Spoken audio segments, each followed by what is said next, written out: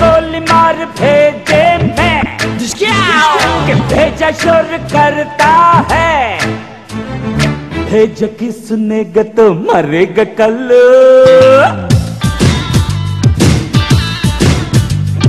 भेज की सुनेगा तो मरेगा कल, अरे तू करेगा दूसरा मरेगा कल।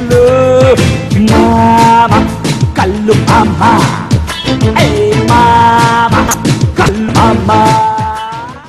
मैं मानता हूं कि हाँ, उस तरीके से परिवार के लिए वो वक्त जैसा माना जाता है कि भाई आप सुबह 9 बजे से जाके 5 बजे ऑफिस से वापस आइए और फिर अपने परिवार के साथ वक्त बिताइए, तो वो हमारा प्रोफेशन है नहीं।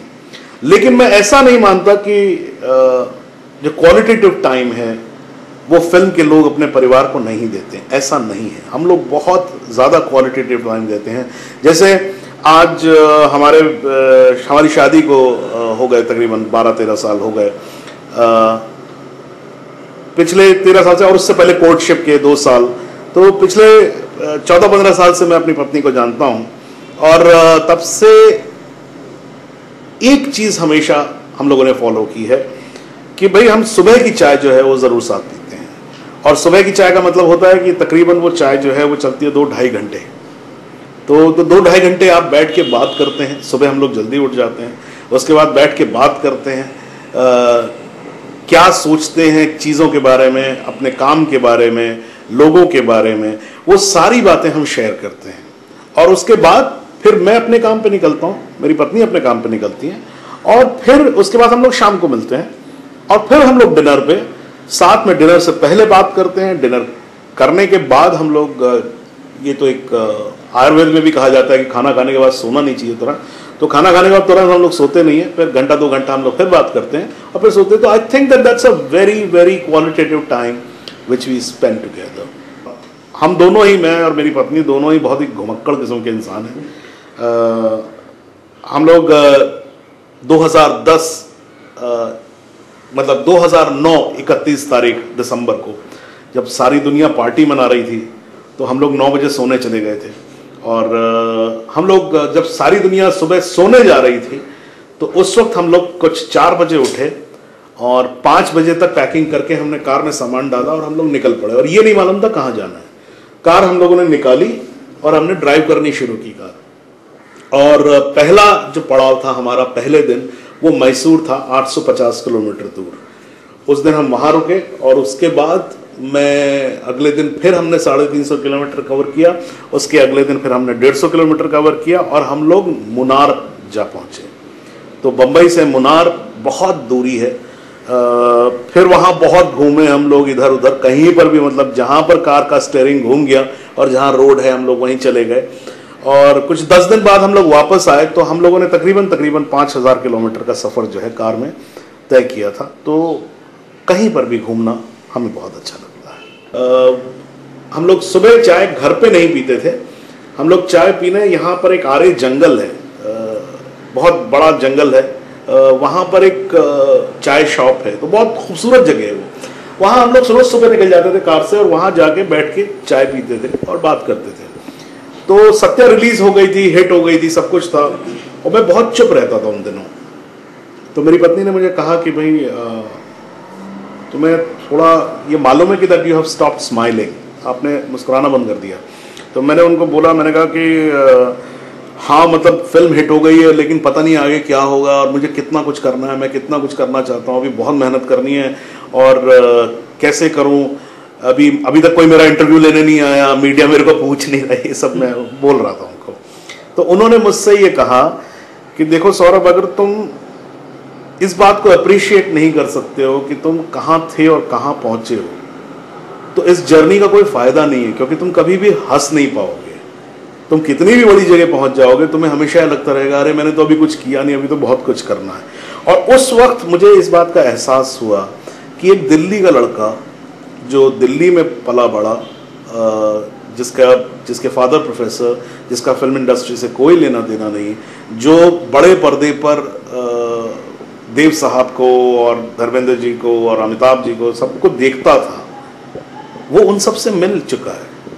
उन सब ने उससे, उस लड़के से हाथ मिलाकर कहा है कि उनको उसका काम पसंद है।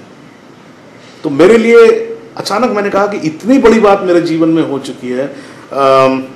अमित जी ने मुझे अपने घर पे बुलाया था सत्या के बाद, और बाकायदा आधे घंटे उन्होंने बैठ के मुझसे बात की थी और उन्होंने मेरे काम की तारीफ की थी। मेरे ख्याल से ये अपने आप में एक बहुत बड़ी बात है, और मुझे उस दिन लगा कि अगर मैं इस बात को एंजॉय नहीं कर सकता तो फिर मैं किस चीज़ को एंजॉय करूंगा। And I think it is very important कि आप जो मर्जी करिए लाइफ में, लेकिन जो भी आप करते जाइए आप उसका मजा लेते जाइए, नहीं तो कोई फायदा नहीं है। नहीं तो हमेशा आप जलते रहेंगे, हमेशा आपको ये लगता रहेगा कि आपने कुछ अचीव नहीं किया।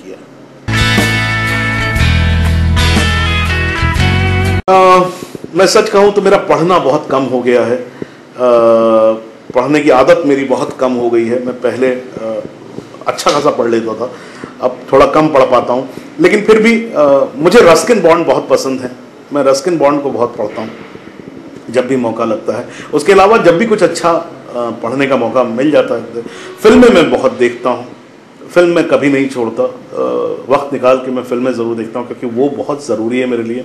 और फिल्म मेरे लिए कहना चाहिए खुराक की तरह है कि अगर मैंने खाना एक दिन नहीं खाया तो फिर भी चलेगा, लेकिन अगर फिल्म नहीं देखी तो थोड़ा गड़बड़ हो जाता है मामला।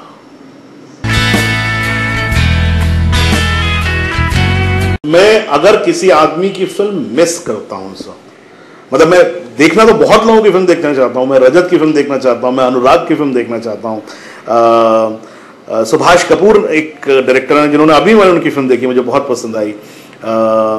सब लोग, रामू की फिल्म बहुत अच्छी मैं देखना चाहता हूँ। मैं जिस आदमी की फिल्म मिस कर रहा हूँ वो है शेखर कपूर। मैं शेखर की फिल्म बहुत देखना चाह रहा हूँ। वो बहुत कम फिल्में बनाते हैं, उन्हें बहुत फिल्में बनानी चाहिए। वो बहुत ज़्यादा अच्छे डायरेक्टर हैं, और अगर ये किसी तरीके से ये मैसेज उन तक पहुँच जाए तो मैं उनसे यही कहना चाहूँगा कि प्लीज़ आप ज़रूर फिल्म बनाइए, क्योंकि I think he is one of the finest directors I have met. सभी अच्छे डायरेक्टर्स के साथ काम कर चुका हूँ और करना चाहूँगा बार बार उन लोगों के साथ। मैं यही कहूँगा कि जो भी नए लोग आ रहे हैं, मेरी किस्मत अच्छी हो कि मैं अच्छे डायरेक्टर्स से मिलता रहूं और अच्छे डायरेक्टर्स के साथ काम करता रहूं। एक फिल्म बनी थी घर, जिसमें रेखा जी ने काम किया था। विनोद मेहरा थे और रेखा थी फिल्म में। बहुत ही खूबसूरत फिल्म थी, और उसका सब्जेक्ट था कि एक औरत का रेप हो जाता है। But it was a family film. You could watch the film with the family and can enjoy, and it was a very thought provoking film. मैं इतना ही जानता हूं कि भविष्य में क्या है कोई जानता नहीं है, किसी को मालूम नहीं है कि क्या है। आप किसी मकाम तक पहुंचना चाहते हैं और उसी तरह से आप चलते हैं, लेकिन उस मकाम तक पहुंचने के लिए शॉर्टकट है नहीं। ये बात मैं कोई नई नहीं कह रहा हूं, ये हर कोई कह चुका है, बड़े बूढ़े कह गए हैं। लेकिन जीवन में मुझे इतना ज़रूर समझ में आया है कि आप बस सफ़र करते रहिए। वो सफ़र जो है वो ज़्यादा इंपॉर्टेंट है, वो मकाम इतना इंपॉर्टेंट नहीं होता है। मकाम ठीक है, ज़रूर है, उसी मकाम की वजह से आपका सफ़र होता है। लेकिन अगर आप सफ़र को एंजॉय नहीं करते हैं, अगर सफ़र को अगर आप अच्छे तरीके से नहीं उसका मज़ा लेते हैं, तो मकाम में भी कुछ मज़ा आएगा नहीं। मेरी लिस्ट में कि जहाँ पर भी जिस मकाम पर मैं पहुँचा हूँ, मेरे ख्याल से हर वो आदमी जो मेरे जीवन में आया, उसने बहुत मदद की है मेरी, किसी भी तरीके से मदद की हो, चाहे ना कह के भी मदद की हो। लेकिन ये इन लोगों के बिना मैं आज कुछ भी नहीं होता। लेकिन उसमें से चंद नाम मैं आपको बता देता हूँ। इसमें बहुत सारे नाम छूट जाते हैं कहते कहते, क्योंकि आपको सारे नाम एक साथ याद नहीं आते हैं। लेकिन सबसे पहले मैं कहूँगा कि कृष्णकांत, जिनके साथ मैंने दिल्ली में थिएटर किया। उसके बाद राम गोपाल बजाज, जिन्होंने मुझे NSD में बुलाया और नौकरी दी। रंजीत कपूर, राजेंद्र नाथ, और फिर उसके बाद शेखर कपूर, फिर यहाँ पर सुधीर, अजीज, कुंदन, फिर सुभाष घई साहब ने मुझे अपनी फिल्म के लिए बुलाया। कमल हसन बहुत इम्पॉर्टेंट हैं इस लिस्ट में, उन्होंने उनका साथ पाके मुझे बहुत ही, मेरा सौभाग्य है कि मैंने उनके साथ काम किया। और बहुत सारे लोग, रजत हैं, विनय हैं, रणवीर हैं, बहुत सारे लोग हैं। ये सब लोग जो हैं, इनकी वजह से मैं आज जहां पर भी हूं, आज वहां हूं। और इन सब नामों में 3 नाम मैं जरूर कहना चाहूंगा अंत में, जिनको कभी मैं कहता नहीं हूं, लेकिन वो मेरे माता पिता हैं और मेरी पत्नी।